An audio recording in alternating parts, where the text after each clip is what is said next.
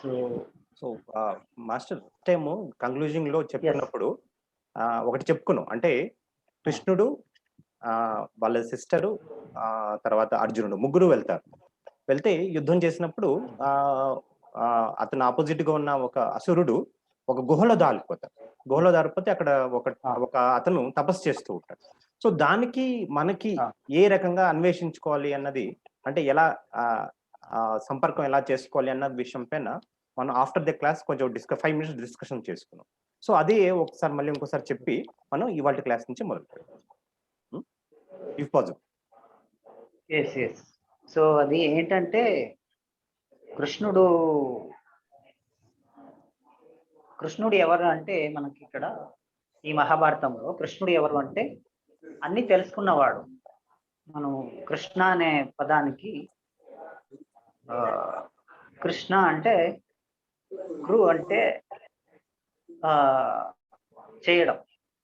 Okay, చేయవలసిందంతా చేసినవాడు, చేయవలసిందంతా చేసి తెలుసుకోవాల్సినవన్నీ తెలుసుకున్నవాడు. సో తేవలసినవన్నీ చేసి తెలుసుకోవాల్సినవన్నీ తెలుసుకున్నవాడు ఎవరవుతారంటే ఆయన పరమాత్ముడు. ఆత్మ అంటే అది ఇంకా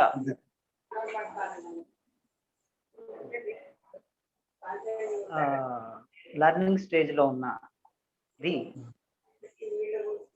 ఇంకా జన్మ మరణ చక్రంలో ఉన్నది అని అనుకోవచ్చు. పరమాత్మ లేకుంటే పూర్ణాత్మ అనుకున్నప్పుడు ఇంకా లర్నింగ్ అంతా అయిపోయింది, ఇంకా జనన మరణ చక్రంని దాటిన వాడు. సో ఇక్కడ కృష్ణుడు మన పూర్ణాత్మ అని మనం ఇక్కడ తీసుకోవాలి. అర్జునుడు ఇక్కడ మరి ఈ జనన మరణ చక్రంలో ఇంకా వర్క్ మిగిలిపోయిన వాడు, పూర్ణాత్మకు దగ్గరైన వాడు. ఓకే, పూర్ణాత్మకు దగ్గరగా ఉన్నాడు, జనన మరణ చక్రాల్లో ఇంకా ఉన్నాడు. కృష్ణుడు జనన మరణ చక్రం నుంచి దాటి వెళ్ళిపోయాడు, అంటే చేయవలసిందంతా చేసి అంతా నేర్చుకుని ఉన్నవాడు. సో ఈ పూర్ణాత్మ, కృష్ణుడు represents purnatma of our self. Arjuna represents who is just a step behind the Krishna, ఒక స్టెప్ కింద ఉన్నవాడు.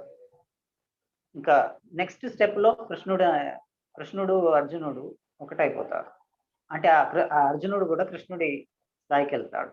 అంటే ఈ అజ్ఞా చక్రంలో ఉన్నవాడు అర్జునుడు, కృష్ణుడు సహస్రారంలో ఉన్నవాడు. సో మనము మన పూర్ణాత్మ నుంచి వచ్చిన తర్వాత బాల్యాత్మ నుంచి మళ్ళీ పూర్ణాత్మ అయ్యేంత వరకు అన్ని మన పూర్ణాత్మ గైడ్ చేస్తూ ఉంటుంది. అయితే ఆ గైడెన్స్ ని మనము మన మైండ్ ఎక్కువగా వర్క్ చేస్తున్నప్పుడు, మనసు యొక్క మాయలో మనం ఉన్నప్పుడు మన పూర్ణాత్మ నుంచి వస్తున్న గైడెన్స్ ని మనం వినలేము. అర్జునుడు ఎవరు అంటే ఆ పూర్ణాత్మ యొక్క గైడెన్స్ ని బాగా వినగలిగిన వాడు. అంటే మనం అజ్ఞా చక్రంకి వచ్చినప్పుడే మన పూర్ణాత్మ యొక్క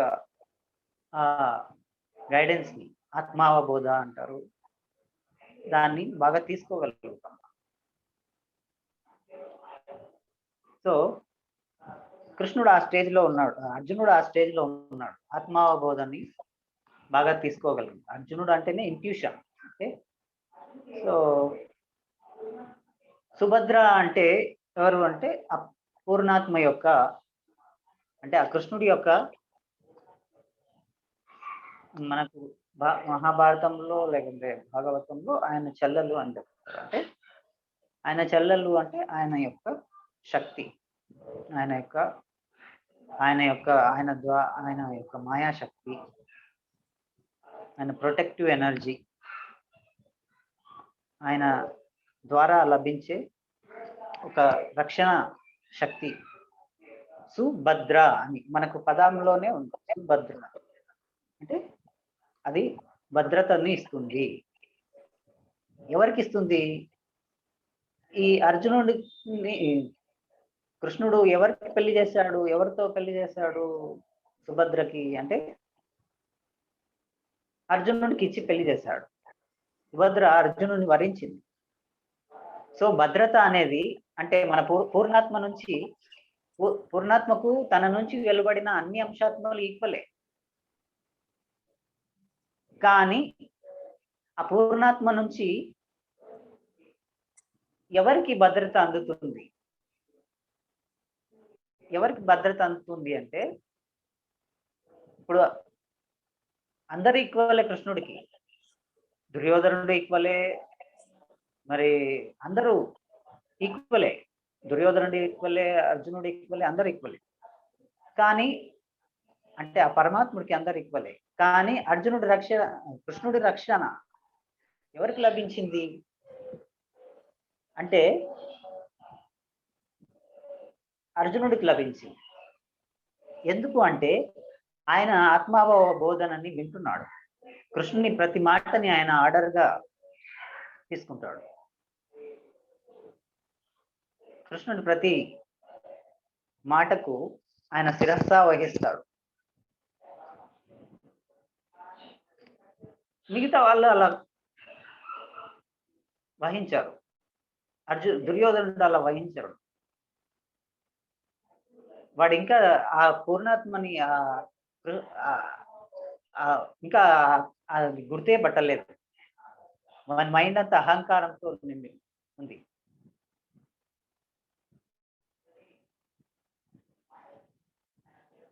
ఎవరైనా కృష్ణుడి గురించి చెప్తే అవన్నీ ట్రాష్ అని చెప్తాడు.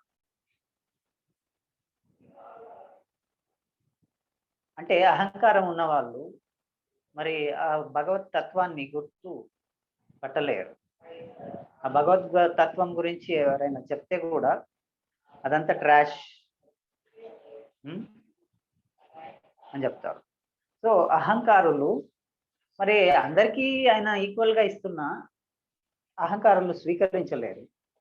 అర్జునుడు ప్రతిదాన్ని ఆర్డర్ గా స్వీకరిస్తాడు. ఆయన తాను మరి కృష్ణుడికి అంటే తన పూర్ణాత్మకు తను అర్పించుకున్నవాడు. తన పూర్ణాత్మ ఆర్డర్ని తను తూచా తప్పకుండా పాటిస్తాడు. కాబట్టి ఆయనకు ఆ ధర్మం ఏమిటంటే మన ధర్మం ఏమిటి, మన స్వధర్మం ఏమిటంటే మన పూర్ణాత్మను మనం వినడం. మన పూర్ణాత్మ యొక్క ఆర్డర్స్ ని, మన పూర్ణాత్మ దగ్గర నుంచి వచ్చిన సూచనలని మనము గ్రహించడమే ధర్మం. ఆ గ్రహించి దాన్ని పాటించడమే ధర్మం, మన స్వధర్మం. సో తన స్వధర్మాన్ని తాను చేస్తున్నాడు. తన పూర్ణాత్మ ద్వారా అందించబడిన ఆ జ్ఞానాన్ని స్వీకరిస్తున్నాడు. ఆ సూచనలను, తన జీవిత లక్ష్యాన్ని తను జీవిస్తున్నాడు. కాబట్టి ఆయనకు సుభద్రనిచ్చి పెళ్లి చేశాడు. సుభద్ర వరించింది. ఎవరిని ఆ భద్రత వరిస్తుంది, ఆ రక్షణ వరిస్తుంది అంటే అర్జునుడిని వరిస్తుంది. అర్జునుడు అంటే ఎవరైతే ఆత్మావబోధనని, ఆత్మను వినగలుగుతారో, లేకుంటే పూర్ణాత్మ యొక్క సందేశాలను వినగలుగుతారో, విని ఆచరిస్తారో వారికి పూర్ణాత్మ నుంచి భద్రత అందుతుంది, రక్షణ అందుతుంది. సో ఎప్పుడు అర్జునుడిని రక్షిస్తూ ఉంటాడు.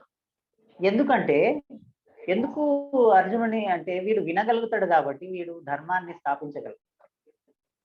మిగతా వాళ్ళు వినట్లేదు. వినని వాళ్ళ దగ్గర ధర్మం ఏం ఎప్పుడు ఆ పూర్ణాత్మ మరి ఇక్కడ ధర్మాన్ని స్థాపించాలని ఉంటుంది. ఎవరెవరు ధర్మాన్ని స్థాపించడానికి సహకరిస్తుంటారో వాళ్ళకు రక్షణ కల్పించడం, భద్రతను ఇవ్వడం అనేది అపూర్ణాత్మ యొక్క కర్తవ్యం. సో కాబట్టి ప్రహ్లాదుడి విషయంలో అదే జరిగింది. ఓకే, తను ప్రహ్లాదుడిని ఎన్ని విధాలుగా చంపడానికి ట్రై చేసినా కానీ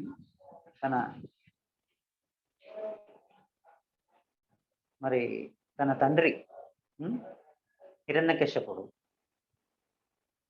చంపలేకపోయాడు. ఎందుకంటే ఆ పరమాత్ముడి యొక్క రక్షణ ఆయనకు లభించింది. ఎందుకు ఆయనకి పరమాత్మ యొక్క రక్షణ లభించింది అంటే ఆయన తను సరెండర్ అయిపోయాడు. తన పూర్ణాత్మ ఆ సత్యాన్ని తెలుసుకున్నాడు. నా కర్తవ్యం ఏమిటి అంటే నా పూర్ణాత్మ ద్వారా అందించిన జ్ఞానాన్ని నేను ఆచరించడమే. ఆయన తెలుసుకుని అది ఆచరించాడు. కాబట్టి అది ఎప్పుడైతే అదే ధర్మం, ఎప్పుడైతే అది చేస్తున్నామో ఆ ధర్మంలో వాళ్ళ నాయన అసత్యాన్ని ప్రచారం చేయడానికి ట్రై చేస్తాడు హిరణ్యకశిపుడు.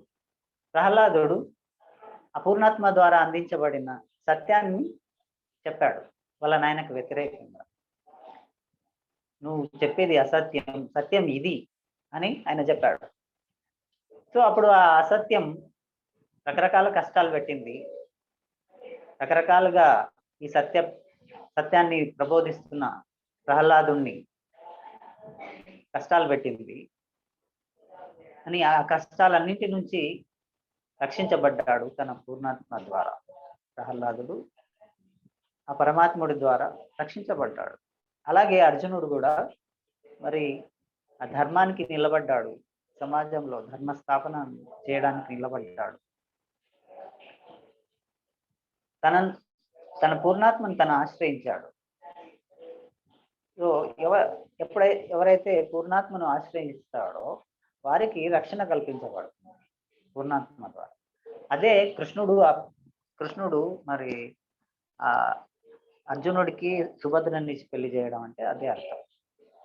సో సుభద్ర అంటే భద్రతనిచ్చాడు ఎవరికి? అర్జునుడికి.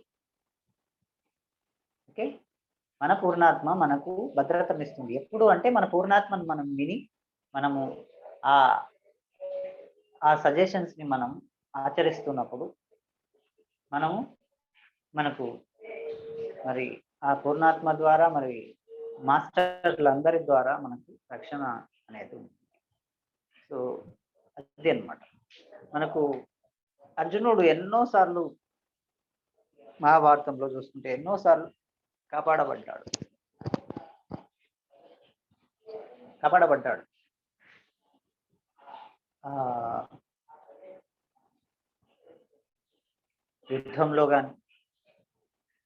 యుద్ధంలో ఎన్నోసార్లు ఆయన కర్ణుడు ఆ నాగాస్త్రం వేసినప్పుడు మరి ఆయన కాపాడబడ్డాడు.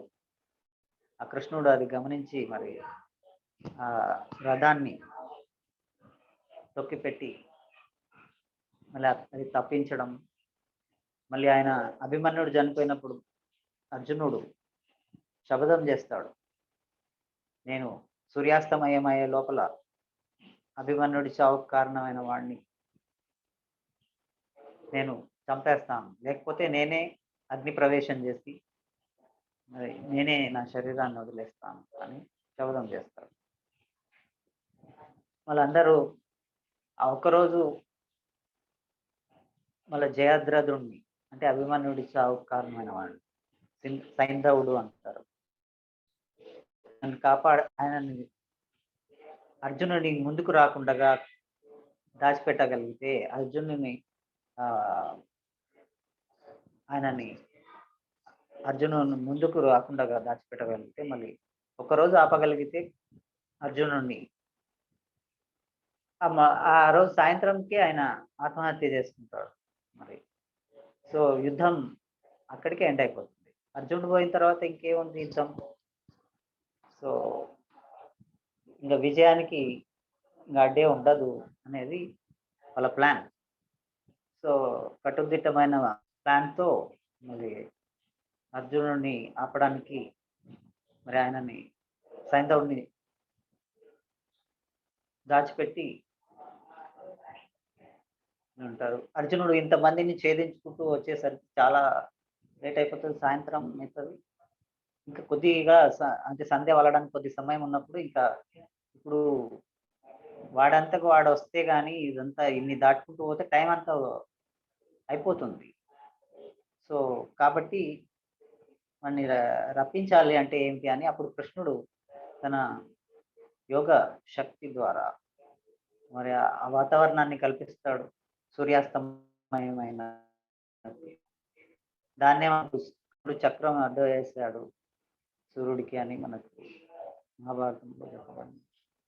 సో దాని ద్వారా ఆ సూర్యాస్తం అయిపోయింది అనుకొని సైంధవుడు బయటికి రావడం, అప్పుడు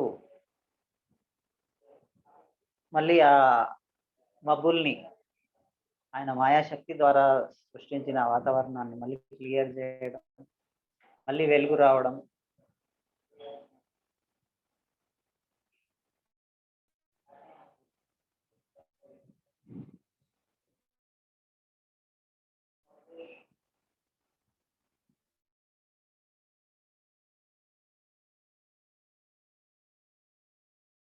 మరి ఆ పాశుపతాస్త్రంతో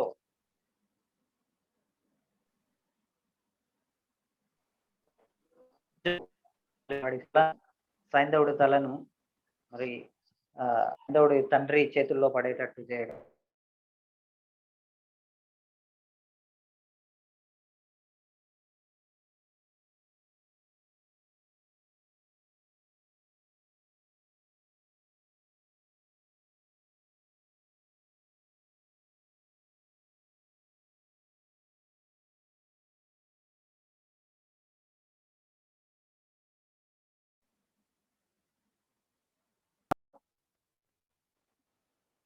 లక్ష్యాన్ని మనం తూచా తప్పకుండా దాన్ని మరి భగవద్గీతలో శ్రీకృష్ణుడు చెప్పాడు.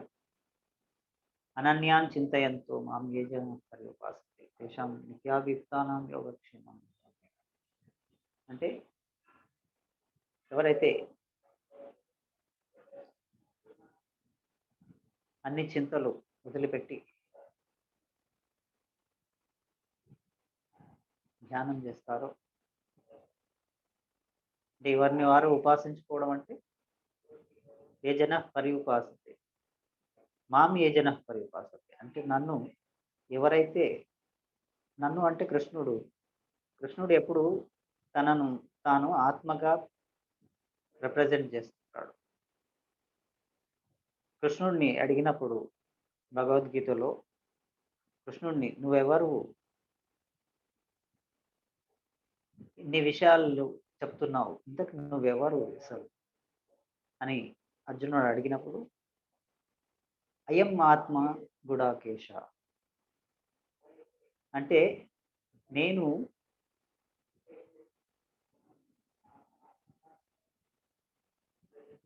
అని ఎవరినైతే నేను చెప్పుకుంటున్నానో నేను ఆత్మను అని చెప్తాడు. సర్వభూతాశయ స్థిత అహం ఆదించ మధ్యించ భూతానాం అంత్యవచ అంటే నేను సర్వభూతాలలో అంటే అందరిలో ఉన్నది, అన్నింట్లో ఉన్నది ఈ ఆత్మనే. నేను ఆత్మను, ఈ ఆత్మనే అన్నింటిలో ఉంది. ఇది ఆదిలో ఉంది, మధ్యలో ఉంది, అంతంలో ఉంది. ఆది అంటే ఈ సృష్టి జరగక ముందు ఉంది, సృష్టిలో ఉంది, ఈ సృష్టి తర్వాత కూడా ఉంది, ఎప్పుడు ఉంటుంది. ఇది ఆత్మను నేను చెప్పాడు. సో నన్ను ఉపాసించడం, ఎవరైతే నన్ను ఉపాసిస్తారో అంటే ఆత్మను, అంటే మన పూర్ణాత్మ మన ఆత్మ రూపంలో మనలో ఉన్నాడు. సో మన పూర్ణాత్మను మనం ఉపాసించడం అంటే మనల్ని మనం ఉపాసించుకోవడం. మన పూర్ణాత్మలోంచి వచ్చిన భాగమే కదా. సో మనల్ని మనం ఉపాసించుకుంటే మన పూర్ణాత్మను ఉపాసించాలి. ఆ మనల్ని మనం ఉపాసించుకోవడం అనే దాని పేరే ధ్యానం.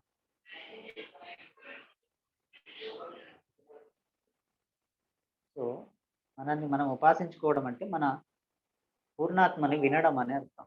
ధ్యానంలో ఏం జరుగుతుంది, మన పూర్ణాత్మతో మనం కనెక్ట్ అయ్యి, మన ఆత్మతో మన పూర్ణాత్మతో మనం కనెక్ట్ అయ్యి మనం మరి మన జీవిత లక్ష్యాన్ని మనం వినగలుగుతాం. మన పూర్ణాత్మ ద్వారా మన జీవిత లక్ష్యాన్ని మనం తెలుసుకోగలుగుతాం. సో అదే అన్నమాట. సో అప్పుడు ఎప్పుడైతే మనం వినగలుగుతామో అప్పుడు మనకు అక్కడి నుంచి అంత రక్షణ మనకు లభిస్తుంది.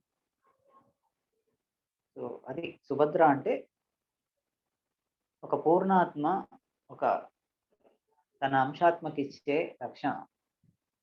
ఎవరికి ఇస్తుంది రక్షణ అంటే ఎవరైతే ధర్మానికి నిలబడతారో వారికి రక్షణ ఇస్తుంది.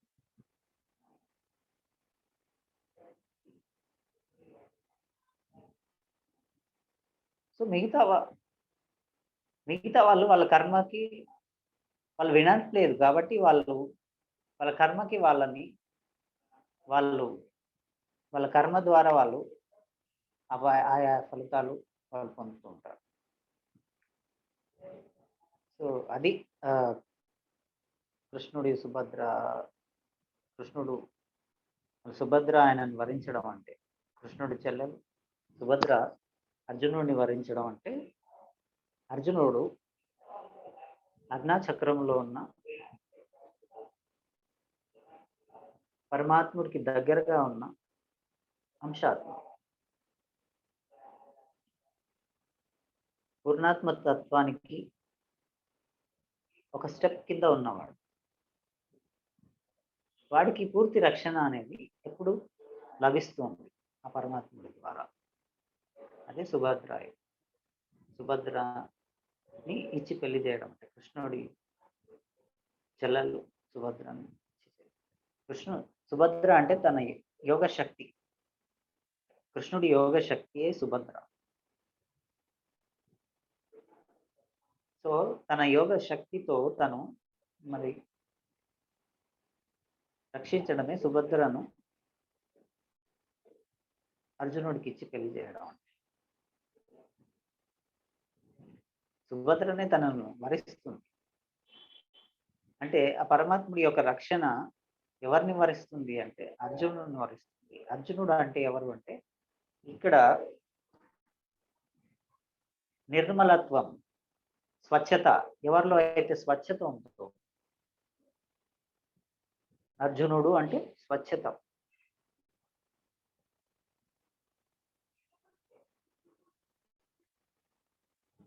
మనసా వాచా కర్మ ఎవరైతే స్వచ్ఛంగా ఉన్నారో వాళ్ళు అర్జునుడు.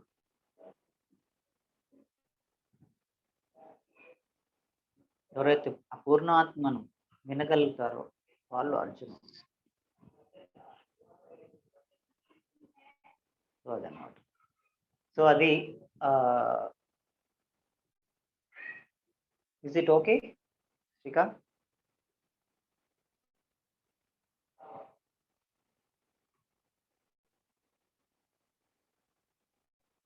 శ్రీకాంత్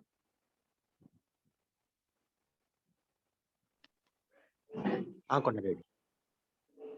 ఎస్, ఇది ఓకేనా? ఓకే. నెక్స్ట్ ఇంకేమైనా డిస్కస్ చేసాం? ఇంకేం డిస్కస్ చేసాం అంతేనా? లేదు, ఇవాళ క్లాస్ మనం మొదలు పెట్టాలి.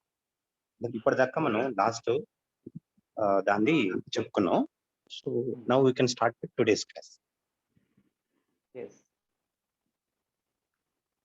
సో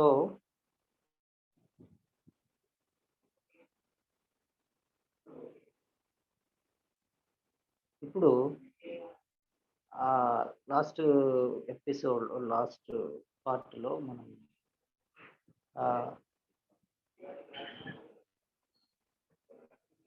ధర్మరాజు వాళ్ళు ద్రుపదుడిని జయించి మళ్ళీ గురు దక్షిణ ఇచ్చారు, అదంతా అయిపోయింది. అహిచత్రం అనే క్యాపిటల్ సిటీతో అశ్వత్థామ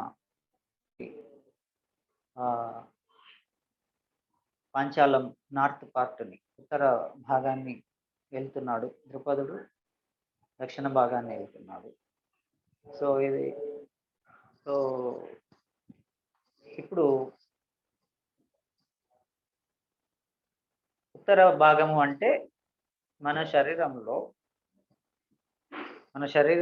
ఉత్తర భాగం ఏంటంటే ఇది తల భాగం, ఉత్తర భాగం. కింద భాగం మన కాళ్ళు చేతులు, సదరన్ పార్ట్. అంటే అది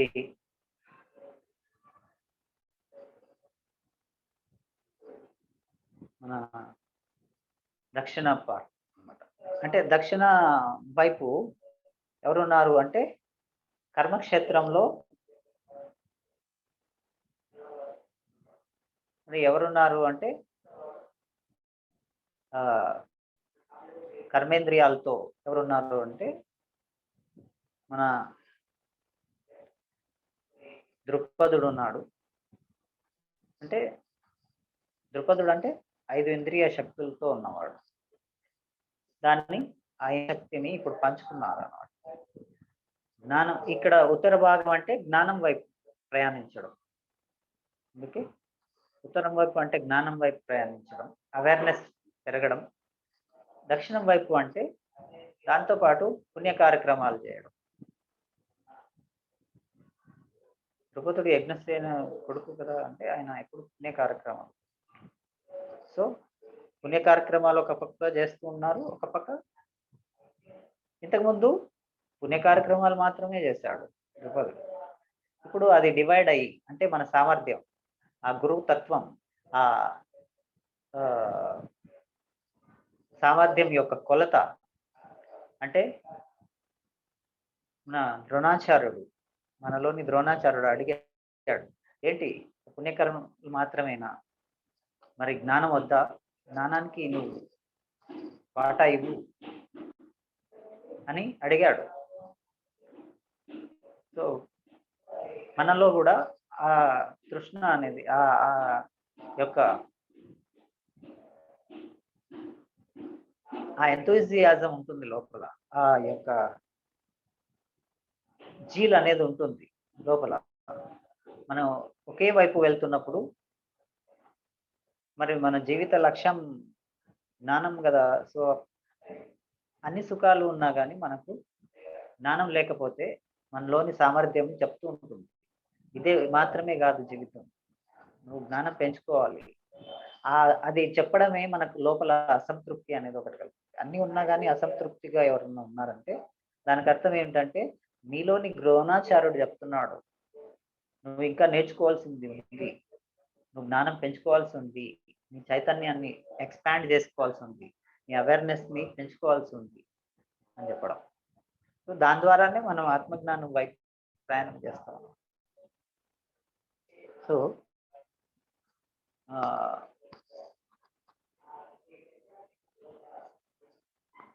ఆ ద్రుపదుడికి ఓటమి పాలు కావడం అంటే అర్థం ఏమిటంటే అక్కడ మనకు పుణ్య కార్యక్రమాలు చేస్తున్న కష్టాలు ఎందుకు వస్తాయంటే మనకు నేర్పించడం. మనం ఇంకా జ్ఞానం వైపు మనం పుణ్యం మనకు ఎప్పుడన్నా కష్టాలు వచ్చాయంటే అర్థం ఏంటంటే మనలో ఉన్న గురువు ఏదో నేర్పించాలనుకుంటున్నాడు. మనలోని ద్రోణాచార్యుడు మేల్కొని నేర్పించాలనుకుంటున్నాడు. మనం అంటాం ఇన్ని మంచి పనులకి చేస్తున్నా కానీ నాకెందుకు కష్టాలు వస్తున్నాయి అని.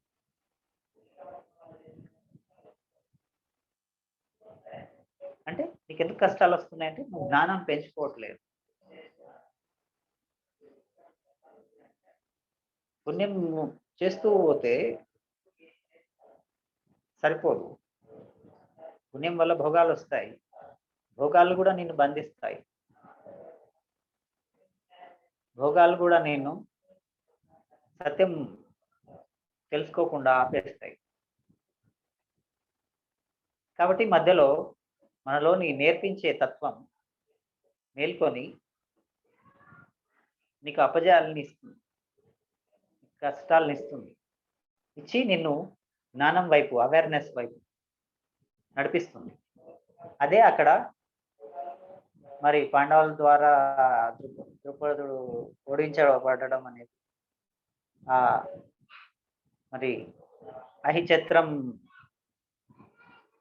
కి రాజధానిగా తీసుకొని సగం పాంచాలాన్ని అశ్వత్థామ వెళ్ళడం అంటే.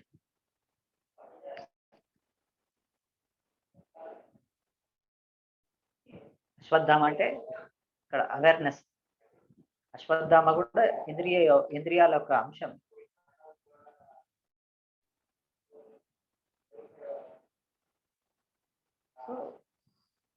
అవేర్ అవ్వడం అన్నమాట, అలర్ట్ గా అవ్వడం, ప్రతి జీవితంలోని ప్రతి దాని నుంచి నేర్చుకోవడం అనేది అహిచత్రం. సో తర్వాత ఇక్కడ మళ్ళీ పుణ్య కార్యక్రమాలు జరుగుతూనే ఉంటాయి. ఇక్కడ ఒకవైపు అన్ని అవేర్నెస్ తో ఉండడం, అన్నింటి నుంచి నేర్చుకోవడం, ఆత్మతత్వం గురించి జీవితంలో ప్రతి సంఘటన నుంచి నేర్చుకుంటుంది. సో అది ఇప్పుడు గాడిలో పడింది అన్నమాట. సో అయితే ఇప్పుడు ఇక్కడ పాండవులు మళ్ళీ గెలిచారు. ఎవరిని రాజును మరి యువరాజును చేయాలో ఇక్కడ ఆ గురుద్ర దక్షిణ ఇచ్చే ఆ ఛాలెంజ్ లో తేలిపోయింది. పాండవులు గెలిచారు కాబట్టి పాండవాగ్రజుడైన ధర్మరాజుని యువరాజుగా చేయాలి అనేది తేలిపోయింది. ఇదంతా జరిగింది. మనము దాని తర్వాత ఇక్కడికి వచ్చాం. అదే శ్రీకృష్ణుడు సుభద్ర కథకు వచ్చాము. ఆ తర్వాత అంటే అర్జునుడు అక్కడికి వెళ్ళిపోయాడు, ద్వారకకి సుభద్రను వదిలిపెట్టడానికి. అదంతా లాస్ట్ వీక్ లో చెప్పుకున్నాము. సో తర్వాత కృష్ణుడికి పెళ్ళయింది. ఆ పెళ్లి సమయంలో అర్జునుడు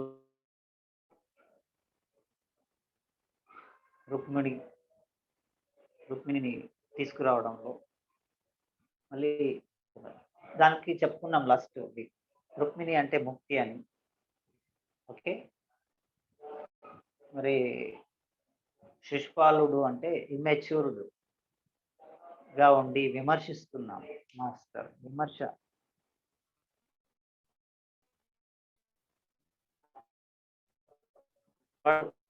ధ్యాని కానీ ఇమ్మెచ్యూర్డ్ ధ్యానం అంటే ఆత్మజ్ఞానం ఇంకా మెచ్యూర్డ్ స్టేట్కి రాలేదు ఆయన. సో ముక్తి ఎవరిని వరిస్తుందంటే ఇమ్మెచ్యూర్డ్ స్టేట్ లో ఉన్న ఆత్మజ్ఞానం కాదు, కంప్లీట్నెస్ తో ఉన్న ఆ కృష్ణుడిని వరిస్తుంది ముక్తి. రుక్మిణి ఎవరిని ప్రేమించింది అంటే కృష్ణుడిని ప్రేమించింది.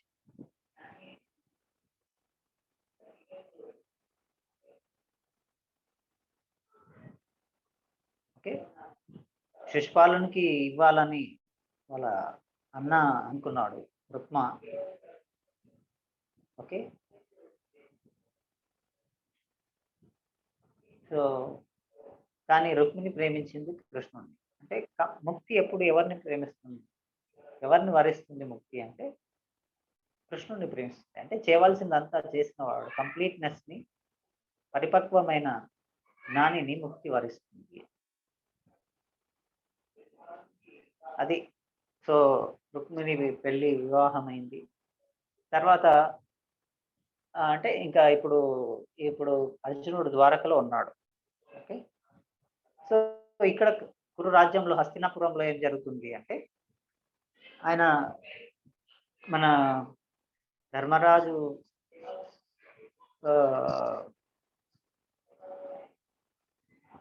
అక్కడ యువరాజుగా ఉండడం వల్ల ధర్మం అంతా ధర్మబద్ధంగా నడుస్తుంది. ఆ అడ్మినిస్ట్రేషన్ అంతా, ఆ కురు రాజ్యం అంతా.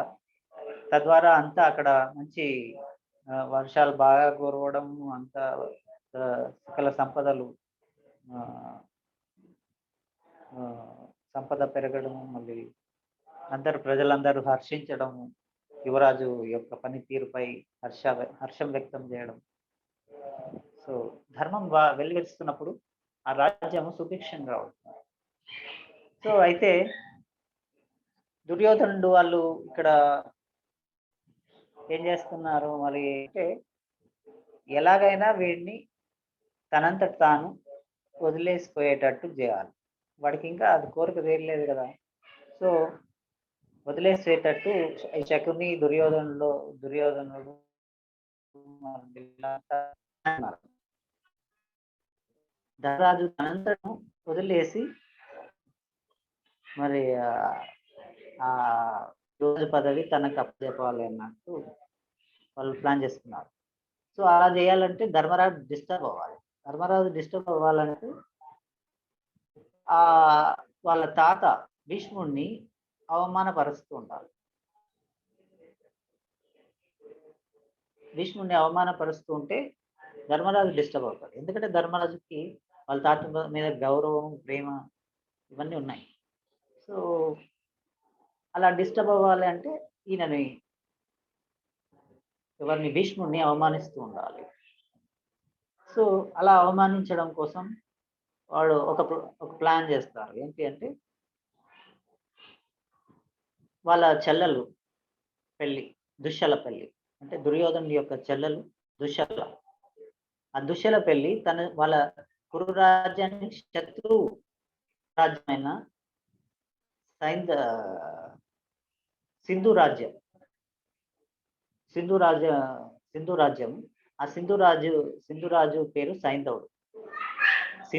సింధు దేశానికి రాజు కాబట్టి సైంధవుడు అన్నారు. ఆయన పేరు జయద్రథుడు.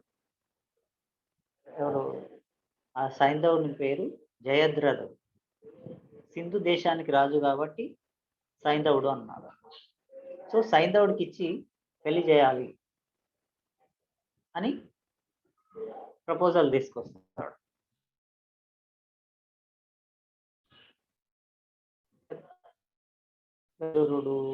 అందరూ వ్యతిరేకిస్తారు. అది మన శత్రు దేశం, ఆ రాజుని మన ఆడకూతురుకి పెళ్లి చేస్తే మనం వీక్ అయిపోతాం కదా, వాళ్ళతో సంబంధాలు పెట్టుకుంటే మనం వీక్ అయిపోతాం అనేది అబ్జెక్షన్ చేస్తే నాకు శత్రుత్వం అంతా మీకుంది, నాకు అది సంబంధం లేదు. నా చెల్లెలు నేను ఎవరికి చేయాలనుకుంటాను, అది నా ఇష్టం. నాకేమి కోడ్ ఆఫ్ కండక్ట్ ఉండదు, నాకేమి రూల్స్ లేవు. ఎందుకంటే నేనేమి యువరాజుని కాదు నేను. సో నా మీద ఏమి రూల్స్ ఉండవు. ఇంకోటి, నేను ఇప్పుడు రాజు కొడుకుని కాబట్టి నన్ను మీరేమి ఆక్షేపించలేరు. నేను నా ఇష్టం వచ్చినట్టు చేయొచ్చు. ఒకవేళ యువరాజునైతే నాకు ఆ యువరాజు రాజ్యానికి కట్టుబడి ఉండాలి కాబట్టి ఆ రూల్స్ అన్ని నాకు వర్తించేవి. నేను యువరాజుని కాదు కాబట్టి నాకు ఆ రూల్స్ అన్ని వర్తించాయి. నన్ను ఒకవేళ మీరేమన్నా కంట్రోల్ చేయాలనుకుంటే నన్ను కంట్రోల్ చేయలేరు. ఎందుకంటే నేను ఇప్పుడు ఇంకా స్టిల్ మా నాన్న రాజు కాబట్టి రాజు కొడుకుని మీరేమీ చేయలేరు అన్నట్టు వాడు వాదిస్తాడు అన్నమాట. సో అప్పుడు ఆ వాదనలో మరి ఈ బంధాలు వీటి గురించి మాట్లాడినప్పుడు ఆయనని, బంధాల గురించి మీరేం చెప్తారు, మీకు పెళ్ళై ఉంటే కదా, నీకు పిల్లలు ఉంటే కదా నీకు అవన్నీ తెలిసేది అని ఆయన అట్లా తాతను అవమానిస్తాడు. అది చూసి మళ్ళీ ధర్మరాజు క్షమాపణలు కోరు అని చెప్తాడు. అది నువ్వెవరు నాకు చెప్తానికి అని ఆయన ఇవన్నీ మాటలు జరుగుతాయి. సో ఆ అవమానం రాజ్య సభలో అలా అవమానం జరగడం భీష్మునికి ధర్మరాజు తట్టుకోలేకపోతాడు. వచ్చి భీష్ముని దగ్గర రాత్రి పూట వచ్చి అడుగుతాడు, ఈ పదవి కోసమే కదా, యువరాజు పదవి కోసమే కదా వాడంతా ఇలా చేస్తున్నాడు దుర్యోధనుడు. నేను తప్పుకుంటాను, ఆ పదవి ఏదో వాడికే ఇస్తే సరిపోతుంది కదా, ఈ ఘర్షణలు ఈ రాజ్యానికి వ్యతిరేకంగా చేసే పనులు ఇవన్నీ ఉండవు కదా, మిమ్మల్ని అవమానించడం ఇవన్నీ ఉండవు కదా, నేను తప్పుకుంటానులే తాతయ్య, దుర్యోధనుడికి యువరాజు పదవి ఇవ్వండి అని అడుగుతాడు. అప్పుడు భీష్ముడు చెప్తాడు, వాడు ఆ పదవి ఇచ్చినంత మాత్రాన నన్ను గౌరవిస్తాడు అనుకున్నావా? అలా ఏమీ లేదు. వాడు చేసేది వాడు చేస్తూ ఉంటాడు. ప్రతిసారి వాడు చేసేది అలాగే చేస్తుంటాడు. సో వాడు అలా ఉన్నాడనే కదా నిన్ను ఎన్నుకున్నది, నిన్ను సపోర్ట్ చేసింది ఉన్నది. నువ్వు ఈ చిన్న విషయానికి నువ్వు ఇంత చలించిపోతే ఎలా? నువ్వు కాబోయే చక్రవర్తికి కురు రాజ్యానికి ఇది నీకు తగదు. దాని గురించి ఇంకా ఎక్కువ ఆలోచించకు, వదిలేయి అని చెప్తాడు. అయినా కానీ ఈయన ఆ మూడ్లోనే ఉంటాడు. సో ఇంకొక నెక్స్ట్ ప్లాన్ ఏం చేస్తారంటే, వీళ్ళు దుర్యోధన్ వాళ్ళు, శకుని, దుర్యోధన్ వీళ్ళంతా నెక్స్ట్ ప్లాన్ ఏం చేస్తారంటే, ఇప్పుడు ఆ రాజ్యంలోని కురు రాజ్యంలోనే వానరావృతం అని వానరావృతం, ఓకే, వానరావర్తం అంటారు. సో అది ఒక విలేజ్. ఆ విలేజ్కి మంత్రి లేకపోతే ఇన్ఛార్జ్ అనేవాడు పురోచను. ఆయన భార్య పురోచని ఉంటారు. సో ఆ పురోచను ద్వారా ఒక ప్లాన్ చేస్తారన్నమాట. ఒక లక్క ఇల్లు కట్టి ఆ లక్క ఇంట్లో వీళ్ళనంతా ఆహ్వానించి అక్కడ వాళ్ళకు ఆతిథ్యం ఇచ్చి ఆ లక్క ఇంట్లో పెట్టి ఆ లక్క ఇంట్లో వాళ్ళని సజీవ దహనం చేయాలి అనేది ప్లాన్. అంటే వీళ్ళ చేతులకు మట్టి అంటకుండా వాళ్ళు యాక్సిడెంటల్ గా చనిపోయినట్టు పాండవులంతా చేసే విధంగా ప్లాన్ చేస్తారు. దానికోసం ఆ పురోచనుడిని పురమాయించి శకుని, దుర్యోధనుడు వీళ్ళంతా. సో పాండురాజు భార్య కుంతి దగ్గరికి పంపిస్తారు. ఆమెను సెంటిమెంటల్ గా ఫీల్ అయ్యేటట్టు చేసి ఆమెను ఆహ్వానించాలి. కుంతి ఒప్పుకుంటే వాళ్ళంతా అక్కడికి వచ్చేస్తారు. అక్కడ ఆతిథ్యం స్వీకరించడానికి అక్కడికి వస్తారు, అక్కడ ఉంటారు అని. సో కుంతి దగ్గరికి వచ్చి వాళ్ళు పురోచని భార్యాభర్తలు ఇద్దరు వచ్చి కుంతి దగ్గర చెప్తారన్నమాట, పాండురాజు బతుకున్నప్పుడు మా దగ్గరికి వచ్చేవాడు, ఆ ఏనుగుల్ని మా దగ్గరికి వచ్చి సెలెక్ట్ చేసుకునేవాడు, తనకు ఇష్టమైన ఏనుగులు. మరి మాకు ఎన్నెన్నో గిఫ్ట్లు ఇచ్చేవాడు, మా ఆతిథ్యం స్వీకరించి మాకు ఎన్నెన్నో గిఫ్ట్లు ఇచ్చేవాడు. ఆయన వస్తే చాలా సంతోషం వేసేది, మా అందరికి పండగలాగా ఉండేది అని ఆ జ్ఞాపకాలంతా నెమరు వేసుకొని తన భర్తను కొంచెం పొగిడి సెంటిమెంట్. యాక్చువల్గా నిజానికి ఆయన అంత ఎక్కువగా అక్కడికి వెళ్ళేవాడు కాదు, కానీ వీళ్ళు అలా ప్లాన్ వేసి అలా చెప్తారన్నమాట. సో కుంతి అవన్నీ విని కొంచెం ఫీల్ అవుతుంది. అయితే మీరు ఈసారి మీ ఆయన లోటు చాలా బాధాకరము అని చెప్పి ఈసారి ఆయన ఆత్మ శాంతి కోసం మరి పూజ నిర్వహిస్తున్నాము, ఒక పూజ. ఆ పూజలో మీరు పాల్గొనాలి, మా దగ్గరికి వచ్చి మా ఆతిథ్యం స్వీకరించాలి అని ఇన్వైట్ చేస్తాను. సో దానికి ఆమె ఏం చెప్తుందంటే, ఇప్పుడిప్పుడే మా ధర్మరాజు యుధిష్ఠిరుడు మరి యువరాజుగా పట్టాభిషేకం జరిగింది. ఆయన ఆ పాలనలో అడ్మినిస్ట్రేషన్లో ఆయన చాలా బిజీగా ఉన్నాడు. మళ్ళీ ఈ టైంలో మేమంతా వచ్చి అక్కడ ఆతిథ్యం స్వీకరించడం, అక్కడ నివసించడం వీలు కాదు అని చెప్తాడు. అయితే ఇదంతా ఆయన ధర్మరాజు వింటాడు. విని ధర్మరాజుకి ఏమనిపిస్తుందంటే, అలా వెళ్ళి ఇప్పుడంతా ఇక్కడ ఉన్నాం కాబట్టి, అందరం కలిసి ఉన్నాం కాబట్టి ఇక్కడ ఇలా ఉండడం వల్లనే ఇదంతా జరుగుతుంది కదా, కొంచెం దూరం నుంచి కొన్ని రోజులు రెస్ట్ తీసుకొని కొంచెం దూరం నుంచి అబ్జర్వ్ చేస్తే దీనికి ఏమైనా సొల్యూషన్ దొరుకుతుందేమో ఈ సమస్యకు. అంటే ఈ దుర్యోధన క్రియేట్ చేసే సమస్యలు. తర్వాత మనం కొంచెం దూరం అవ్వడం వల్ల కూడా వాళ్ళలో కూడా ఏమన్నా పరివర్తన వస్తుందేమో ఆ! అని అక్కడ దూరం నుంచి అంటే మనం దాంట్లో మింగిల్ అయి ఉన్నప్పుడు మనం దాన్ని సరిగ్గా అర్థం చేసుకోలేకపోతాం. దాని నుంచి కొంచెం విడిపడి దూరం నుంచి అబ్జర్వ్ చేసినప్పుడు దాన్ని అర్థం చేసుకోవచ్చు అనేది ఒక యాంగిల్ ఒక పాయింట్. ఆ పాయింట్‌తో ఆయన కొంచెం దూరంగా ఉండి ఆహ్, ఇదంతా చూస్తే మనకు సరిగ్గా పరిష్కారం ఏమైనా దొరుకుతుందేమో అన్న ఆలోచనతో ఓకే. మేము వచ్చేస్తున్నాము అని చెప్పేస్తాడు. సరే వచ్చేస్తున్నాం అని చెప్పంగానే వాళ్ళు అక్కడ ఏర్పాటు చేసుకుంటారు. సో, అర్జునుడు ఇప్పుడు ద్వారకలో ఉన్నాడు కదా! అర్జునుడికి వర్తమానం పంపిస్తాడన్నమాట. నువ్వు అటు నుంచి అటే వానరావర్తంకి రా. మేమందరం ఇక్కడి నుంచి వానరావర్తంకి వస్తున్నాము అని ఆయనకు వర్తమానం పంపిస్తాడు అర్జునుడికి. సో, ఇక్కడ కుంతి మిగతా నలుగురు పాండవులు కలిసి వానరావర్తానికి బయలుదేరుతారు. సో, వీళ్ళ ప్లాన్ శకుని, దుర్యోధనుల ప్లాను మరి స్టార్ట్ అయింది. వీళ్ళకి కొంతవరకు సక్సెస్ అయ్యారు. ఆ ప్లాన్ ప్రకారమే ఎగ్జిక్యూట్ అవుతుంది. సో,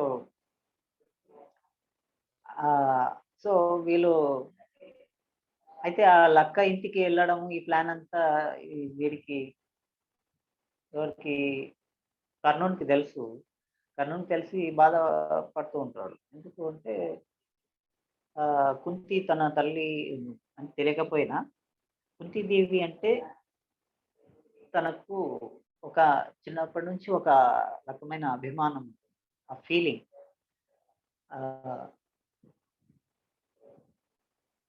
లోపల ఇన్నర్‌గా ఒక ఫీలింగ్, అటాచ్‌మెంట్ ఫీలింగ్ అనేది ఉంటుంది. ఆమె మీద ఒక రెస్పెక్ట్, ఒక లవ్ అనేది ఉంటుంది. సో, ఆయన పాండవులు చనిపోతే ఓకే గానీ, వాళ్ళ తల్లి ఏం చేసింది? వాళ్ళ తల్లిని కూడా చంపడం అనేది ఆయనకి జీర్ణించుకోలేడు. కానీ వీడి ఫోర్సు, వీడి దుర్యోధనుడి యొక్క ఫోర్స్ వల్ల వాడు ఏం చెప్పలేక సతమతం అవుతుంటాడు లోపల. సో, ఇది ఆ బాధని మరి వెళ్ళి తన తల్లిదండ్రులు అంటే తను పెంచిన తల్లిదండ్రులు అతిరథుడు, రాధ వాళ్ళకి చెప్పుకొని అంటే ఈ మొత్తం ప్లాన్ అంతా చెప్పకున్నా ఒక హింట్ లాగా వాళ్ళ దగ్గర ఆ బాధ అనేది బాధపడుతున్నట్టు ఆయన వ్యక్తపరుస్తాడు. మొత్తం ప్లాన్ ఇదంతా ఏం చెప్పడు. తన బాధనైతే వ్యక్తం చేసుకుంటాడు. ఏదో అధర్మం జరుగుతుంది అని మాత్రం తెలిసేటట్టు ఆ బాధ మాత్రం వ్యక్తం చేస్తాడు. సో, అది జరుగుతుంది. అయితే కొంచెం మరి పోయేటప్పుడే వీళ్ళు విదురుడు కొంచెం పసిగడతాడు. ఏమో జరుగుతుంది అన్నట్టు. సో, విదురుడు గూఢచారుల పెట్టించాడనమాట. కర్ణుడు ఏమేమి మాట్లాడుతున్నాడో ఎవరెవరి దగ్గర అది కొంచెం విన్నాడు. ఎందుకంటే కర్ణుల్లో కొంచెం ఆ ధర్మం గురించిన మీమాంస జరుగుతూ ఉంటుంది ఆయన దగ్గర. కొంచెం లోపల సతమతం అవుతుంటాడు. వీడికి కట్టుబడి ఉంటాడు దుర్యోధనుడికి. కానీ లోపల కొద్దిగా బీజాలు ధర్మం యొక్క బీజాలు ఉంటాయి కాబట్టి సో ఆ పాండిత్యము, ఆ బీజాలు ఉంటాయి కాబట్టి ఆయన కొంచెం ధర్మం గురించి ఆలోచిస్తూ ఉంటాడు. సతమతం అవుతుంటాడు. సో ఆయన మాటల్లో తన మాటల్లో ఎక్కడెక్కడైనా లీక్ చేయొచ్చు అన్నట్టు, ఆయన ఎక్కడెక్కడ ఏమేమి మాట్లాడతాడో అన్నట్టు అవంతా గమనించమని అది గూఢచారిని పెట్టింటాడు. సో ఆ గూఢచారి మాటల ప్రకారం కొన్ని తెలుస్తాయి అన్నట్టు. సో అది జరుగుతుంది. ఇక్కడ అయితే ఈ అనుమానంతోనే ఏదో ప్లాన్ ఉన్నట్టు అన్నట్టు విదురుడు కూడా జాగ్రత్తగా ఉండమని హింసిస్తూ ఉంటాడు. హింసించే పంపిస్తాడు అనమాట. సో ఇప్పుడు వాళ్ళు వెళ్ళిపోయారు లక్క. ఆ లక్క ఇల్లు ఎలా ఉంది అంటే మొత్తం లక్క, నెయ్యి ఇలా ఏవేవి వెంటనే అంటుకుంటాయో అలాంటి పదార్థాలతోనే తమ భవనం అంతా నిర్మించుంటారు.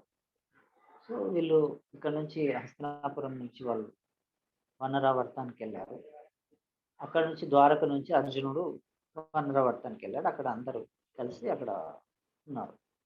సో ఆ లక్క ఇల్లు ఎలా నిర్మితమైంది అంటే మొత్తం లైట్స్ కూడా ఏమి ఉండవు. అంటే దీపాలు వెలిగించారు అక్కడ. మొత్తం ఆ వెన్నెల నుంచే వెలుగు వచ్చేటట్టు. అంటే అన్ని అద్దాలు అరేంజ్ చేసి ఆ వెన్నెల యొక్క వెలుగు అద్దాల మీద పడి ఆ అద్దాల వెలుగు ఆ భవనాన్ని వెలిగించేటట్టు ప్లాన్ చేస్తారు. సో వీళ్ళు వారణావతంలో అతిథిని స్వీకరిస్తున్నప్పుడు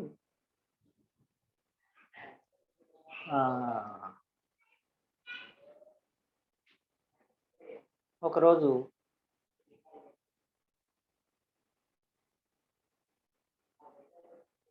స్వీకరిస్తున్నారు, ఇవన్నీ జరుగుతున్నాయి, ఆతిథ్యం జరుగుతున్నాయి. ఒకరోజు ఈ కర్ణుడు ఇలా బాధపడము ఇదంతా మరి ఆ సీక్రెట్ ఏజెంట్ ద్వారా తెలుసుకుంటాడు. సో వీళ్ళందరినీ చంపేయబోతున్నారు, కుంతితో సహా అందరినీ చంపేయబోతున్నారు అనేది అర్థమైంది. సో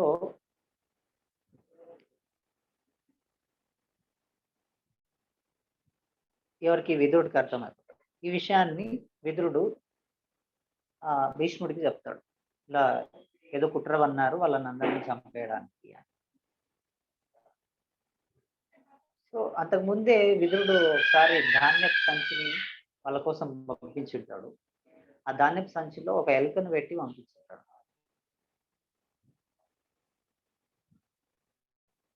ఒక ఎలుకను దాంట్లో పెట్టి పంపించుంటాడు. ఆ ధాన్యపు సంచి తెరిస్తేనే ఎలుక బయటకు వస్తే ఈయన ఈ ధాన్యం ఎందుకు పంపించాడు, దీంట్లో ఈ ఎలుక ఎందుకు వచ్చింది, ఈ ఎలుక నేను పంపించాడు, వాళ్ళు కొంచెం ఆలోచిస్తూ ఉంటారు దాని గురించి. సో అప్పుడు ఇక్కడ వీళ్ళకు తెలిసిపోయింది, విదురుడికి చంపేస్తారని. భీష్ముడికి చెప్పాడు. చెప్తే వెంటనే వాళ్ళని రక్షించాలి అని ఆయన ఆ రోజు రాత్రే బయలుదేరుతాడు. ఎవరికి చెప్పకుండా ఒక్కడే భీష్ముడు వాళ్ళని రక్షించాలన్న దాంతో ఆయన గుర్రం మీద బయలుదేరుతాడు. బయలుదేరినట్టు వీళ్ళకు తెలుస్తుంది, కౌరవులకి వాళ్ళని రక్షించాలని. అప్పుడు ఏం చేస్తున్నాడంటే, అయితే ఎప్పుడు చంపాలని, ఏ రోజు చంపాలనేది ఇంకా పురోచనుడు చెప్పుకుంటాడు. సో ఈయన బయలుదేరాడు కాబట్టి భీష్ముడు రక్షించడానికి అని. సో ఈరోజు ఆయన చేరేలోపే అది చంపేయడం, అంటే ఆ నిప్పు అంటించి వాళ్ళని ఆ భవనం, వాళ్ళ నిద్రలో ఉన్నప్పుడు నిప్పు అంటించి ఆ భవనం కాలిపోయేటట్టు, దాంట్లో వాళ్ళంతా చనిపోయేటట్టు.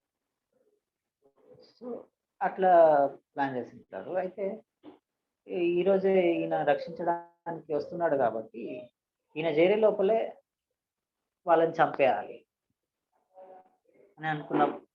ఈరోజే అంటే ఈరోజే చంపేయాలి.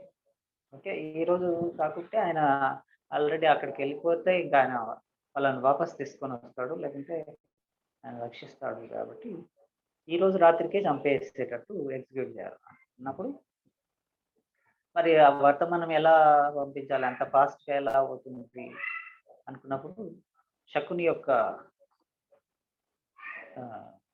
గద్ద ఉంటుంది, శుక్ల దాని పేరు.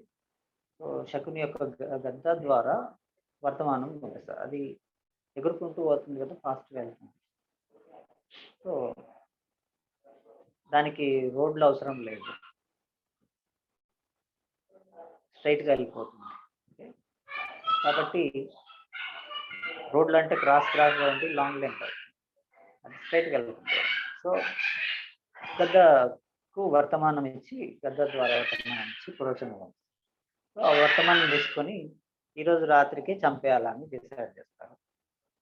డిసైడ్ చేయాలి. మళ్ళీ వాళ్ళు అంటే అగ్గి అంటుకుంటేనే వాళ్ళకి మెలకువ వస్తే మళ్ళీ వాళ్ళు రక్షించుకోగలుగుతారు. సో వాళ్ళకి మెలకువ రాకూడదు అంటే వాళ్ళకు ఆహారంలో విషం ఇవ్వాలి. అంటే ఆల్రెడీ వాళ్ళు ఆ విషం ద్వారా వాళ్ళు చనిపోవాలి.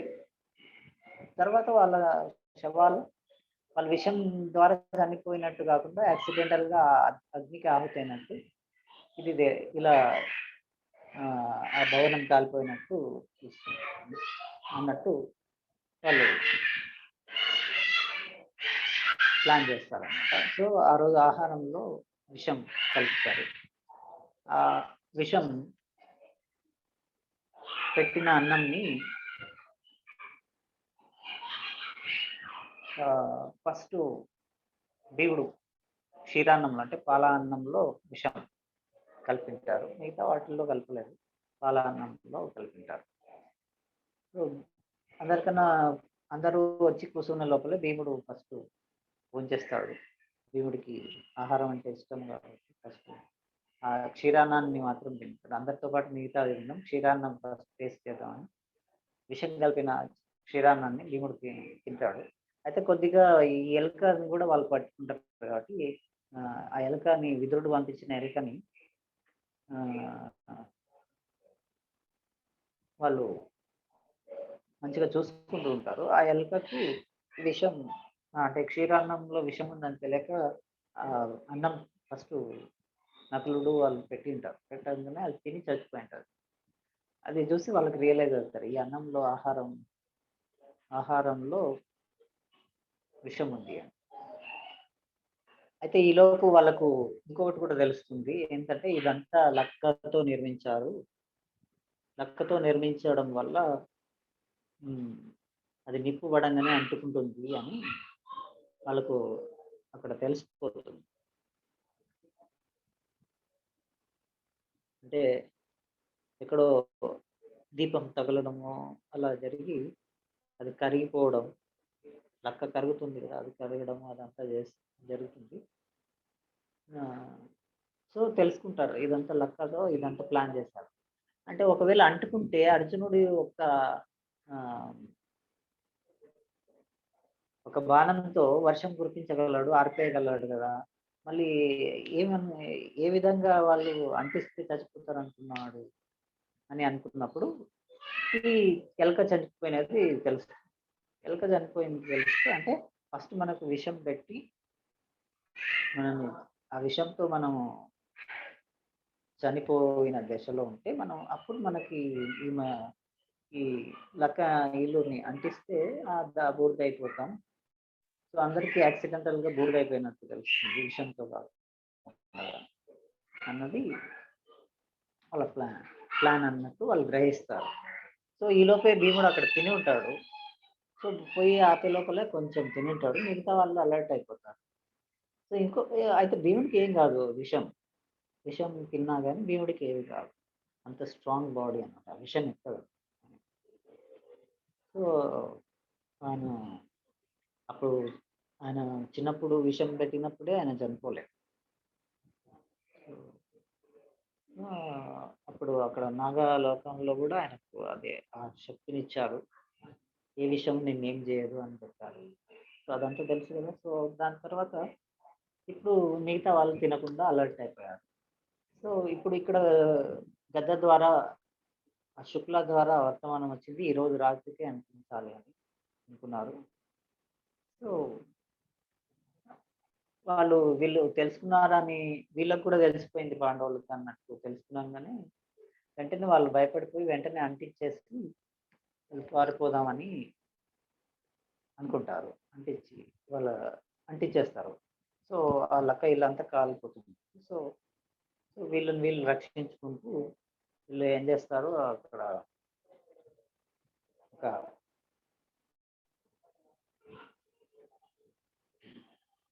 ఒక స్వరంగం లాగా వాళ్ళు దూకొని ఆ స్వరంగం ద్వారా వాళ్ళు మరి అంటే రూమ్ ఈ లక్క ఇంటి నుంచి బయట పడినట్టు కాకుండా లోపల నుంచి ఒక స్వరంగాన్ని దూకొని అక్కడి నుంచి వాళ్ళు తప్పించుకొని అడవిలోకి వెళ్ళిపోతారు. అయితే బయట అంత అయితే వీళ్ళ ఆయుధాలు అన్నీ అక్కడే వదిలేసి ఉంటారు.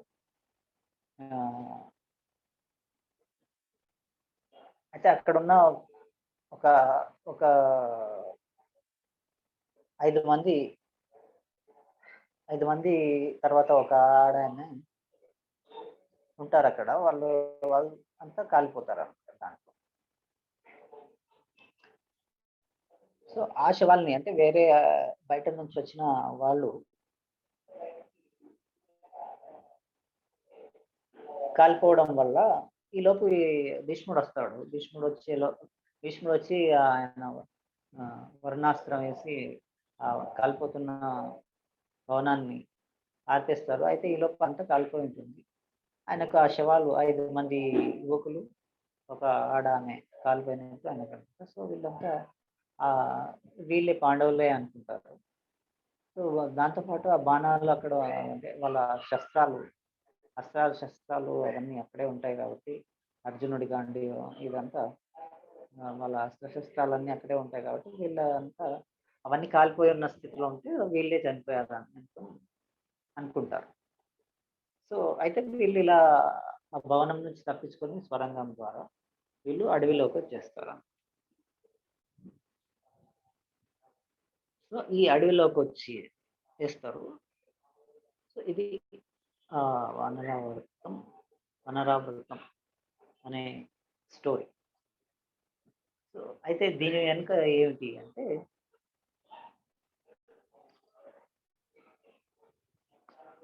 సో, దుర్యోధనుడు భీష్ముడిని అవమానించడం అంటే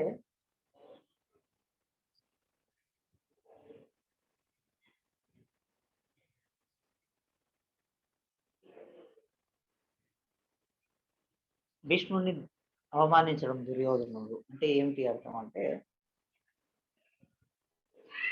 మన అహంకారం భీష్ముడు సంప్రదాయాలకి నమ్మకాలకి ప్రతీక. మనలోని నమ్మక వ్యవస్థకి సాంప్రదాయ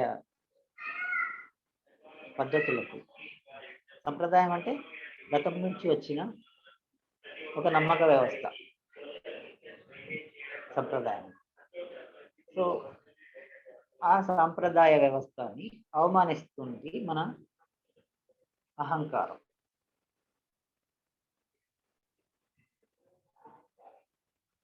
అది ఈ ధర్మరాజుకు నచ్చదు. అంటే ఈ ధర్మరాజుకి ధర్మం పూర్తిగా తెలియదు, కానీ తెలిసినంత వరకు ధర్మాన్ని నిక్కచ్చిగా పాటిస్తాడు. ధర్మరాజు పేరు యుధిష్ఠిరుడు. ఓకే, ఎలాంటి పరిస్థితుల్లో అయినా తనకు తెలిసిన ధర్మాన్ని తాను నిక్కచ్చిగా తొనకకుండా ఆచరిస్తాడు. సో, ఆ నమ్మకాలు ఏవైతే ఉన్నాయో ధర్మం గురించిన నమ్మకాలు మన అహంకారం అవమానించినప్పుడు ఓకే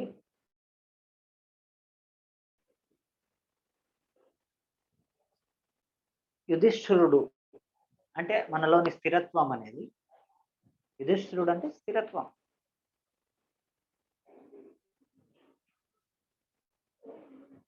అంటే యుద్ధంలో కూడా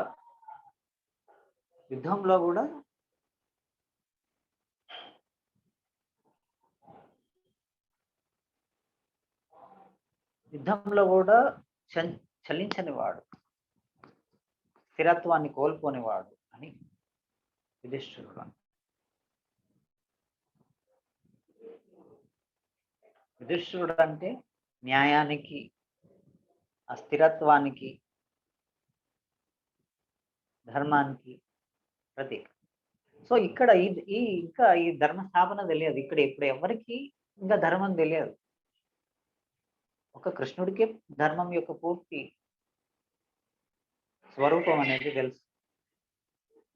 వీళ్ళందరూ ఇంకా నమ్మక వ్యవస్థలోనే ఉన్నారు. ఇప్పుడు ఇంకా భీష్ముడు ఉన్నాడు కదా, భీష్ముడే ఇంకా సైన్యాధ్యక్షుడిగా ఉన్నాడు కురు రాజ్యాన్ని. ఓకే, కురు రాజ్యం అంటే మన చేష్టాక్షేత్రం. మన చేష్టాక్షేత్రానికి ఇంకా నమ్మక వ్యవస్థనే సైన్యాధ్యక్షుడిగా ఉంది. నమ్మక వ్యవస్థతోనే మన ధర్మం నడుస్తుంది. మనం నమ్మకాలనే ధర్మంగా అనుకుంటున్నాం. ధర్మరాజుకి ఇంకా ధర్మం పూర్తిగా తెలియదు, యుధిష్ఠిరుడికి ఇంకా ధర్మం పూర్తిగా తెలియదు. కానీ ఎంతవరకు ధర్మం అంటే తెలుసో, ఏది తన ధర్మం అని తనకు తెలుసో దాన్ని మాత్రం నిక్కచ్చిగా పాటించే ఆ ధీత్వం ఉంది, ఆయన ఆ స్థిరత్వం ఉంది. అందుకే ఆయన ధర్మరాజు అన్నారు. సో ధర్మరాజు అంటే ధర్మం పూర్తిగా తెలుసు అని కదా, తెలిసినంత వరకు ఆయన దాన్ని నిక్కచ్చిగా పాటిస్తాడు. దుర్యోధనుడు ఏమిటి అంటే, దుర్యోధనుడికి ధర్మం తెలిసినా అధర్మం తెలిసినా ఆయనకు ఏది నచ్చుతుందో అదే చేస్తాడు, తనకి ఏది కావాలో అదే చేస్తాడు.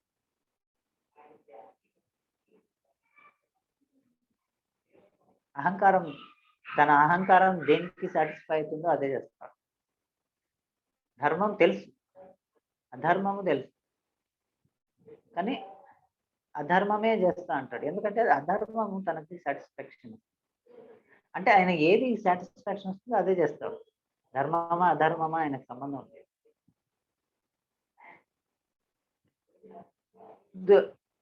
యుధిష్ఠిరుడు అలా కాదు, తన పర్సనల్ సాటిస్ఫాక్షన్ కోసం కాదు, ధర్మాన్ని తన పర్సనల్ సాటిస్ఫాక్షన్ గా తీసుకుంటాడు. ఎలాంటి పరిస్థితుల్లో అయినా సరే తనకు ధర్మమే, తనకు తెలిసిన ధర్మాన్ని తను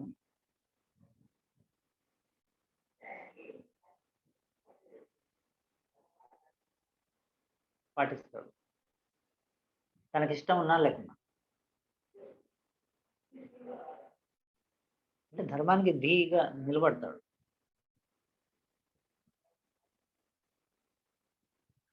పర్సనల్ చాయిస్ కాదు, ఆయన ధర్మం ఏది, న్యాయం ఏది,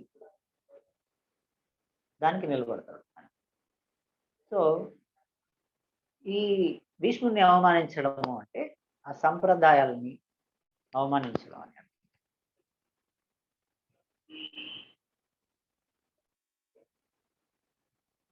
ఓకే,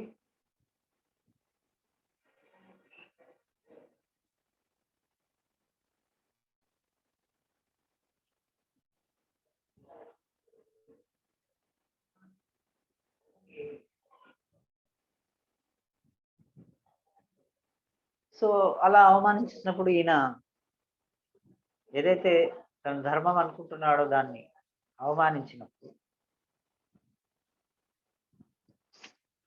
ఆయన ఆ అవమానానికి ఆయన మరి చలించిపోయాడు. అంటే ఈ స్థిరత్వాన్ని కోల్పోతుంది. అంటే కోల్పోయి ఎక్కడికి పోయారు? ఈ అహంకారం యొక్క ప్లాన్ ఏంటి? తనకి అస్థిరత్వం రావాలి, తాను వారణావర్తంలోకి వెళ్ళాలి. అంటే ఈ దుర్యోధనుడు ఎవరు? అహంకారము. ఈ అహంకారం ఎక్కడి నుంచి వచ్చింది? గాంధారి నుంచి వచ్చింది. గాంధారి ఎవరు? గతం.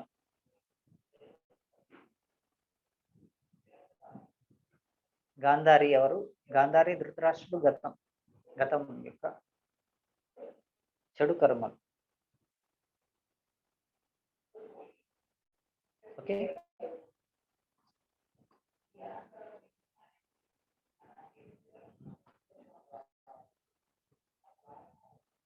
గతం యొక్క వాసనలు, గతం యొక్క సంస్కారాలు, చెడు సంస్కారాలు.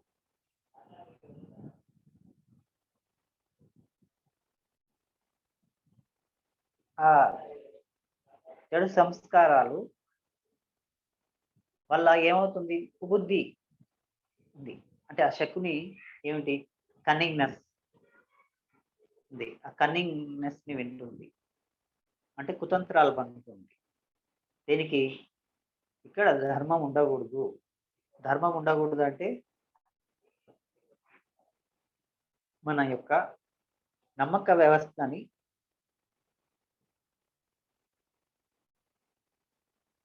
అవమానించాలి. మనం ఏది మనం ధర్మం అనుకుంటున్నామో దాన్ని అవమానించాలి అని కుతంత్రం పన్నుతుంది మనలోని సబ్ కాన్షియస్ మైండ్. ఈ ప్లాన్ ఎవరు చేశారు అంటే మన శకుని చేశాడు. కన్నింగ్నెస్ ఎక్కడి నుంచి వచ్చింది? ఆ చెడు కర్మల నుంచి వచ్చింది. గతం యొక్క చెడు కర్మల నుంచి కన్నింగ్నెస్, కుతంత్రాలు అనేవి మన సబ్ కాన్షియస్ మైండ్ లో ఉంటాయి. వాటి ద్వారా అంటే చెడు కర్మ ఏం చేస్తుంది? ఎప్పుడు అభివృద్ధిని ఆపుతుంది. మన చెడు కర్మలు మన అభివృద్ధిని ఆపుతుంది. మనం ధర్మం వల్ల అభివృద్ధి చెందుతాం. ఓకే, ఇదంతా మన లోపల జరిగే సీన్, సంఘర్షణ. ఇదంతా మనలో జరిగే ఫినామినా. మనలోని పుణ్యము, మనలోని ఇంద్రియాలు మనల్ని ధర్మం వైపు నడిపిస్తుంది. పోదామని, అభివృద్ధి వైపు పోదామని వెళ్తూ ఉంటే మనలోని చెడు కర్మలు, మన గతం యొక్క చెడు కర్మలు, మనలోని గతం యొక్క చెడు సంస్కారాలు మనల్ని, మన అభివృద్ధిని ఆపాలి, ఆ అభివృద్ధికి అడ్డుకట్టలు వేయాలి అని చూస్తూ ఉంటారు. మనకు మనమే శత్రువులమి అంటే మనకు మనమే భగవద్గీతలో ఉదరేదాత్మనాత్మానం ఆత్మానం అవసాదే ఆత్మైవ ఆత్మనో బంధువు ఆత్మైవ రిప్రాత్మన అంటే మనలోనే మన చెడే మనకు శత్రువు, మన మంచి మనకు బంధువు. ఓకే, మనము మంచి పనులు చేసినప్పుడు మన మంచి మనల్ని అభివృద్ధి వైపు తీసుకెళ్తుంది. మనం చెడు కర్మలు చేసినప్పుడు మన చెడే మనల్ని మన అభివృద్ధిని ఆపుతుంది. దుర్యోధన వాళ్ళు ఎప్పుడు ధర్మాన్ని ఆపుతూ ఉంటారు, ధర్మరాజుని దింపేయాలని చూస్తుంటారు. అంటే మన జీవితం అంటే మన గతం యొక్క కుసంస్కారాలు, మన చెడు కర్మలంతా మన ఆత్మ అభివృద్ధిని, ఆత్మ ఎప్పుడు అభివృద్ధి చెందుతుంది? ధర్మవర్తనం మన లోపల ఉన్నప్పుడు ఆత్మ అభివృద్ధి చెందుతుంది. ఆ ధర్మాన్ని దుర్యోధనుడు ఆపుతున్నాడు అంటే ఆ కుసంస్కారాలు, ఆ చెడు కర్మ ఆపుతుంది అని అర్థం. ఎవరో బయట వ్యక్తులు మనల్ని ఆపరు, మన చెడు కర్మనే మనల్ని ఆపు. మనం ధ్యానం చేద్దాం రా అంటే చాలా మంది చాలా సాకులు చెప్పి ఆగిపోతుంటారు. ఎందుకంటే వాళ్ళలోని చెడు కర్మనే వాళ్ళని అభివృద్ధి చెందకుండా ఆపేస్తుంది. వాళ్ళ కర్మనే వాళ్ళని ఆపేస్తుంది. వాళ్ళు చెప్పే అవన్నీ, ఆ సాకులన్నీ నిజంగా రీజన్స్ కాదు. ఏం రీజన్స్ అంటే వాళ్ళ చెడు కర్మని వాళ్ళని ఆపేస్తుంది. కాబట్టి ఎంతో ఎంతో కర్మ మరి వాళ్ళు తీర్తే గాని ధ్యానంలోకి రారు.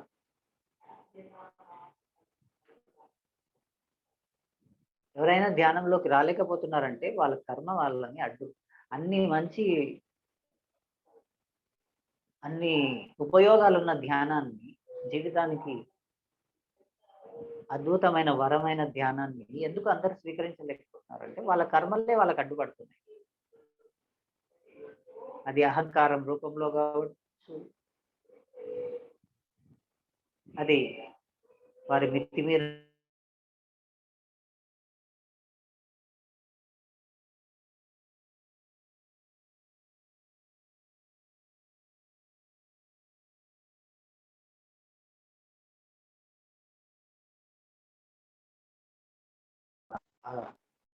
కుబుద్ధి వల్ల కావచ్చు. అట్లా వాళ్ళ కుబుద్ధి వాళ్ళని ఎప్పుడు అభివృద్ధి చెందనియదు. వాళ్ళలోని శకుని ఎప్పుడు మనం చేసిన చెడు కర్మలు మనల్ని చెడు వైపే లాగాలనిపిస్తుంది. చెడే రాజ్యం ఎలా అలా అనిపిస్తుంది. ధర్మం రాజ్యం ఏలకూడదు అనిపిస్తుంది. మనలోని మంచి కర్మలు ఎప్పుడు మనల్ని ధర్మం వైపు నడిపిస్తుంటాయి. ధర్మం రాజ్యం ఎలా అనిపిస్తుంటాయి. సో కాబట్టి ఎప్పుడు మంచి కర్మల వైపు మొగ్గు చూపాలి. మంచి కర్మలు చేస్తున్నప్పుడు మంచి కర్మలు ఇంకా చేయడానికి డోర్స్ ఓపెన్ అవుతాయి. చెడు కర్మలు చేస్తే ఆ చెడు కర్మలు ఇంకా ఎక్కువ చేయడానికి ఆ డోర్స్ ఓపెన్ అవుతాయి.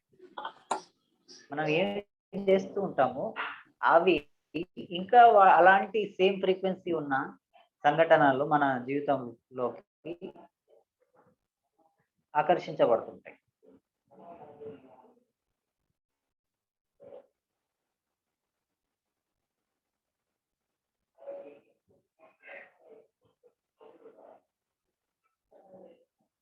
సో ఇది గుర్తుపెట్టుకోవాలి, ఎప్పుడు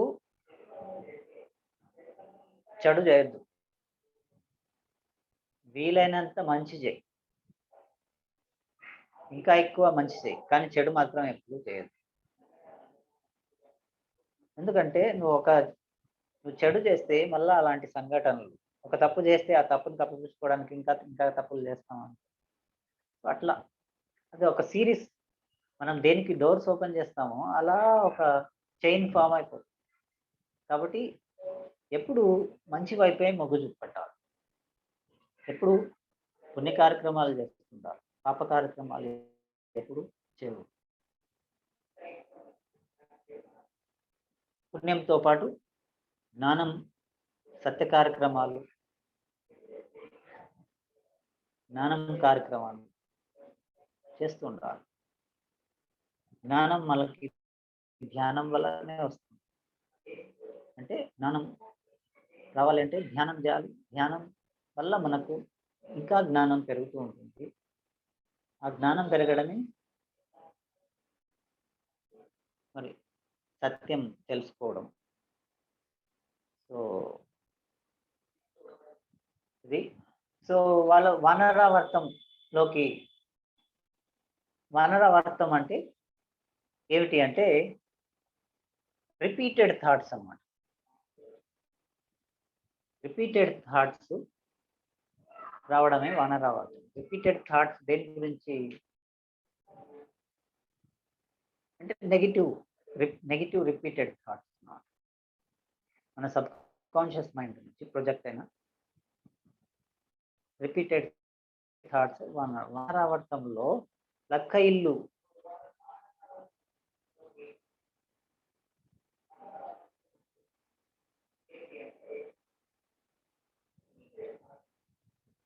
ఓకే. లక్క ఇల్లు కట్టడము, ఆ అగ్నిలో జ్వలించిపోవడం అంటే ఆ నెగిటివ్ థాట్స్ లో మనము మరి ఆ నెగిటివ్ థాట్స్ లో కాలిపోవడం. ఆ నెగిటివ్ థాట్స్ తో మనం రిపీటెడ్ నెగిటివ్ థాట్స్ ఎక్కడి నుంచి ప్రొజెక్ట్ అయింది? సబ్ కాన్షియస్ మైండ్ నుంచి ప్రొజెక్ట్ అయ్యాయి. ఆ నెగిటివ్ థాట్స్ వచ్చి దాంట్లో మనం జ్వలించిపోవడం. అలా జ్వలించి ఆ నెగిటివ్ థాట్స్ లో మనల్ని పెట్టి మన సబ్ కాన్షియస్ మైండ్ మనలోని ధర్మాన్ని, ఆ ధర్మానికి మూలమైన పంచ ఇంద్రియ శక్తుల్ని చంపేయడానికి ట్రై చేస్తుంది అన్నమాట. అంటే రిపీటెడ్ థాట్స్ వచ్చి మన నెగిటివ్ థాట్స్ వస్తున్నాయంటే ఏమని అర్థం? మనలోని కౌరవులు శకుని ఆ ప్లాన్ చేశాయి. అంటే మన గతం యొక్క సంస్కారాలు, కుసంస్కారాలు మనల్ని రిపీటెడ్ థాట్స్ మనకు వస్తున్నాయి. రిపీటెడ్ థాట్స్ వస్తున్నాయంటే మన గతంలోంచి వస్తున్నాయని గుర్తుపెట్టుకోవాలి. ఎప్పుడు మనం రిపీటెడ్గా నెగిటివ్ థాట్స్ వచ్చి మనల్ని ఆవృతం చేసేసాయో, మనల్ని మొత్తం మనల్ని రౌండప్ చేశాయో అంటే అవి ఎక్కడి నుంచి వచ్చాయని అర్థం చేసుకోవాలంటే మన గత కర్మల నుంచి వచ్చాయి అంటే అర్థం చేసుకోవాలి. మన సబ్ కాన్షియస్ మైండ్లోని కుసంస్కారాల ద్వారా, కుకర్మల ద్వారా మనకు నెగిటివ్ థాట్స్ వచ్చి మనల్ని ఆవరించాయి, ఆవరించాయి. అవి ఇప్పుడు మనల్ని జ్వలించాలని, అంటే మనల్ని కాల్చివేయాలి. అంటే మన లో ఉన్న ధర్మాన్ని కాల్చివేయాలి, మనలో మన ఇంద్రియాల శక్తులని, అంటే ధర్మానికి మూలమైన ఆ పంచ ఇంద్రియ శక్తుల్ని. పంచ ఇంద్రియ శక్తులు ఏమిటి? ఓకే, పంచ ఇంద్రియ శక్తులు ఏమిటి? ధర్మరాజు అంటే న్యాయం, ఓకే, భీముడు అంటే ప్రాణశక్తి, ఓకే, అర్జునుడు అంటే హృదయం లేకుంటే ఇంట్యూషన్, ఓకే, నకులుడు అంటే ఆ అందమైన మనస్సు, మరి సహదేవుడు అంటే సద్బుద్ధి. ఇవే ఈ 5 ధర్మానికి ఆధారం. న్యాయము, ప్రాణశక్తి, హృదయంలో ఏముంటుంది? కరుణ ఉంటుంది. హృదయంలో ఏముంటుంది? కరుణ ఉంటుంది. స్వచ్ఛత ఉంటుంది హృదయంలో, ఏ కల్మషం ఉండదు. హృదయం అంటే ఆత్మకు దగ్గరగా ఉంటుంది హృదయం, ఓకే. ఇది ఇంద్రియ శక్తి, ఆత్మకు దగ్గరగా ఉన్న ఇంద్రియ శక్తి. మరి అందమైన మనస్సు, నిర్వికారమైన మనస్సు, అది నకులుడు. మరి సద్బుద్ధి, కుబుద్ధి, దుర్బుద్ధి శకుని అయితే, సద్బుద్ధి మరి సహదేవుడు. సో ఈ 5 ధర్మాన్ని స్థాపించడానికి ఉన్నాయి. ధర్మానికి మూలాలు ఇవే 5 ఇంద్రియ శక్తులు. ఈ 5 శక్తులు మనలో ఉన్న, మన మనసులో ఉన్న శక్తులు. సో ఇవి ఇప్పుడు ఎక్కడ ఉన్నాయి? ప్రెజెంట్ అంటే వర్తమానంలో, ప్రస్తుత జన్మలో, ప్రారబ్ధ కర్మలో ఉన్నాయి. ప్రారబ్ధ కర్మ అంటే కుంతిదేవి, కుంతికి జన్మించాయి. ప్రస్తుత జన్మలో మనము ధర్మాన్ని స్థాపించడానికి ఉన్నాం. కానీ మన గతం అంతా ఆ ధర్మాన్ని మట్టుబెట్టాలి. ఆ ధర్మం స్థాపించబడకూడదు. అంటే దానికి మూలమైన ఈ 5 శక్తుల్ని, మళ్ళీ ఆ ప్రారబ్ధ కర్మని చంపేయాలనుకుంటాం. మన గతం, మన ని నాశనం చేయాలనుకుంటాం, ఓకే. సో ఆ అగ్నిలో వాళ్ళు కాలిపోవాలని మన గతం, అంటే మనలోని కౌరవులు ప్లాన్ చేశారు. కానీ మరి వీళ్ళు అలర్ట్గా ఉన్నారు, మరి కనుక్కున్నారు, ఓకే. ఇదంతా మన గతం నుంచి వచ్చింది, ఓకే, మన గతం నుంచి ఇదంతా వచ్చింది. కాబట్టి మనం ఈ గతంలో మనం తెలియకుండానే ఆ ప్లాన్లో ట్రాప్ అయ్యాము. కానీ ఇప్పుడు ఆ ట్రాప్ నుంచి బయటికి రావాలి అని వాళ్ళు ప్లాన్ వేస్తున్నారు. ఆ విదురుడు ఇచ్చిన హింట్స్, అంటే మనలోని వివేకము ఇదంతా గుర్తుపట్టేలాగా సహాయం చేసింది. విదురుడు పాండవులకు సహాయం చేశాడు కదా హింట్స్ ఇచ్చి, ఓకే. ఆ ఎలుక ఒక రకమైన కన్నింగ్నెస్ కి గుర్తు, ఓకే. అంటే మీ మీద ఒక మోసపూరితమైన ట్రాప్ జరిగింది అని ఒక హింట్ ఇచ్చాడు, ఓకే.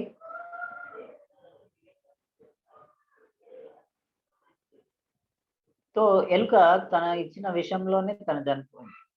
తనకి ఆ విషయం ద్వారా చనిపోయింది.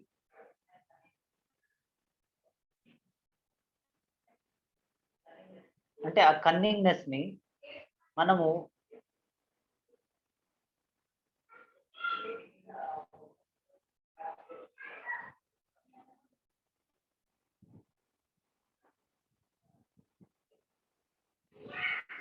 కన్నింగ్నెస్ తో బయట పడడం. అంటే వాళ్ళు ఏం చేశారు, దానికి ఆ స్వరంగం ద్వారా వాళ్ళు బయటికి వచ్చారు. అంటే వాళ్ళు ఇప్పుడు ఏం చేశారు, ఇంకా డీప్ గా వెళ్ళిపోయారు లోపలికి. ఇప్పుడు దానిలకు ఆ అగ్నిని, అంటే నెగిటివ్ థాట్స్ ద్వారా వచ్చే వాటిని వాటి నుంచి బయటికి రాకుండగా వాళ్ళు ఏం చేశారు, వాటితో పోరాడకుండగా వాళ్ళు ఏం చేశారంటే ఇంకా లోపలికి వెళ్ళిపోయారు. ఇంకా లోపలికి వెళ్ళిపోయారు అంటే ఇంకా సబ్ కాన్షియస్ మైండ్ లోపలికి వెళ్ళిపోయారు. అంటే అడవిలోకి వెళ్ళిపోయారు అంటే వాళ్ళు, అంటే ఆ ధ్యానంలో ఇప్పుడు వీటన్నింటికి రెస్పాండ్ అవ్వకుండా నెగిటివ్ థాట్స్ అంతా మనల్ని ఆవరించినప్పుడు, అవి మనల్ని దహించి వేస్తున్నప్పుడు దానిలకు మనము రెస్పాండ్ అవ్వకుండగా, వాటితో యుద్ధం చేయకుండగా, అంటే ఒక వర్ణాస్త్రం వేస్తే అవన్నీ ఆరిపోతాయి అర్జునుడు. అలా కాకుండా వాళ్ళు ఏం చేశారు అంటే ఇంకా లోపలికి వెళ్ళిపోయారు. దాంతో ఫైట్ చేయకుండా, ఆ ఆలోచనలతో, ఆ నెగిటివ్ థాట్స్ తో ఫైటింగ్ చేయకుండా ఇంకా లోపలికి వెళ్ళిపోయారు. స్వరంగం ద్వారా వాళ్ళు ఎక్కడికి వెళ్ళిపోయారు, అడవిలోకి వెళ్ళిపోయారు. అంటే ఇంకా డీపర్ సబ్ కాన్షియస్ మైండ్ లోకి వెళ్ళిపోయారు. లోపలికి వెళ్ళిపోయి వాళ్ళు అక్కడ కొత్త సర్చ్ మొదలు పెట్టారు. ఇంకా డీపర్కి వాటికి రెస్పాండ్ అవ్వకుండా డీప్గా వెళ్ళిపోయారు. ఇంకా మెడిటేషన్ సబ్ కాన్షియస్ మైండ్ లోపలికి వెళ్ళిపోయారు. అడవుల్లోకి వెళ్ళిపోవడం అంటే సబ్ కాన్షియస్ మైండ్ లోపలికి వెళ్ళిపోవడం.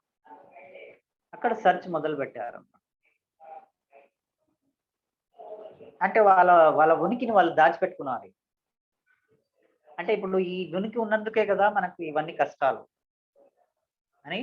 అంటే మనం ఇప్పుడు ఈ ఆలోచనలకు రెస్పాండ్ ఎప్పుడు అవుతామంటే మనకి ఉనికి ఉన్నప్పుడు యుద్ధం చేస్తాం.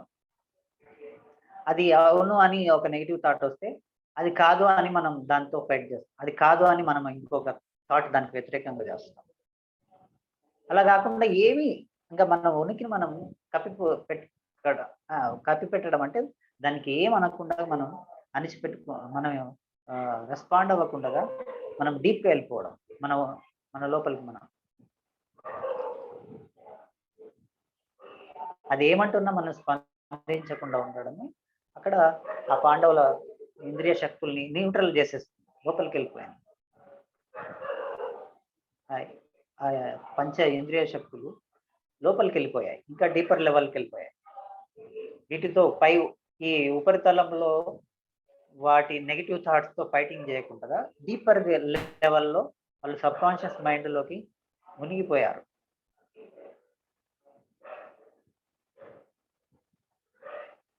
మునిగి ఆ సబ్ కాన్షియస్ మైండ్ లో వాళ్ళు మళ్ళీ ఆ ఇంద్రియ శక్తులు సెర్చ్ చేయడం మొదలు పెట్టాయి. అదే అక్కడ మళ్ళీ ఆ అడవిలో వాళ్ళ యొక్క లైఫ్ అప్పుడు ఇక్కడ బయటకి ఇంద్రియ శక్తులు ఏమి కనిపించట్లేదు, అవి లోపలికి వెళ్ళి సెర్చ్ మొదలు పెట్టాయి సబ్ కాన్షియస్ మైండ్ లో. అడవి అంటే సబ్ కాన్షియస్ మైండ్. సో ఇది దాని అంతరార్థం. సో ఇక్కడ ఏంటి, వీళ్ళేమో ఆ భీష్ముడు వచ్చేసరికి వాళ్ళంతా చనిపోయిందని, ఒక నిమిషం టైం అయిపోయింది. సో అడవిలో స్టోరీ, మళ్ళీ అడవిలో ఏం జరిగింది, ఆ సబ్ కాన్షియస్ మైండ్ లో వాళ్ళు ఏం సాధించారు, ఏం కనిపెట్టారు అనేది నెక్స్ట్ వీక్ చెప్పుకుందాం. ఆ హిడింబుడు ఉన్నాడు, ఆ హిడింబ అనే రాక్షసుని చంపుతారు. తర్వాత అక్కడి నుంచి అక్కడికి వాళ్ళు పంచాల బకాసురుడి దగ్గరికి వెళ్తారు, బకాసురుడిని చంపుతారు. ఓకే, ఆ తర్వాత అక్కడ నుంచి పాంచాలం వైపు వెళ్ళి మళ్ళీ స్వయంవరంలో పాల్గొంటారు. అంత చాలా ఇంట్రెస్టింగ్ స్టోరీ ఉంటుంది. ద్రౌపది ఇంకా పుట్టలేదు ఇక్కడ, ఇప్పుడు పుడుతుంది. ద్రౌపది పుట్టంగానే మరి ఆమె అగ్నిలోంచి జన్మించింది, యువతిగా జన్మించింది. అదంతా మనం డీకోడ్ చేయాలి. ఓకే, ద్రౌపది ఏమిటి అనే దాన్ని డీకోడ్ చేయాలి మనం. మళ్ళీ ద్రౌపది స్వయంవరానికి వెళ్తారు, అక్కడ అనుకోకుండా వాళ్ళు ద్రౌపదిని గెలుచుకొని వస్తారు. అదంతా ఉంది. ఆ ద్రౌపది యొక్క స్టోరీ ఇంట్రెస్టింగ్ గా ఉంటుంది. గత జన్మ ద్రౌపదిని డీకోడ్ చేయడం చాలా ఇంపార్టెంట్ విషయం. గత జన్మ స్టోరీ ఉంది ఆమె అది డీకోడ్ చేసుకొని ఆ గత జన్మ స్టోరీ డీకోడ్ చేస్తే మనకు ఆ ద్రౌపది గురించి పూర్తిగా అర్థమవుతుంది. తర్వాత అంటే బయట కథలు ఉన్నాయి, ఆ కథ కాదు, కథని కూడా డీకోడ్ చేయడం. గత జన్మ కథ కాదు, ఆ కథని డీకోడ్ చేయడం. సో అది మనం నెక్స్ట్ వీక్ చూసుకుందాం. సో ఇప్పటిదాకా ఏమైనా డౌట్స్ ఉంటే అడగండి. నేను ఇప్పుడు చెప్తూ పోయాను కదా, సో దానిలో ఏమైనా డౌట్స్ ఉంటే అడగండి.